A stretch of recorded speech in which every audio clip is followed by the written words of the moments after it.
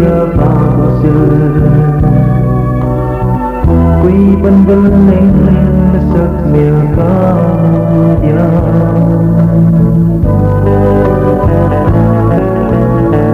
nằm vào mưa băng ai có lẽ lâu dùng lại lung doa nên ta đi nở tên lung doa mình khi đi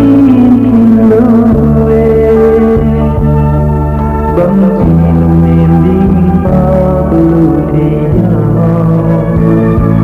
băng chìm mồ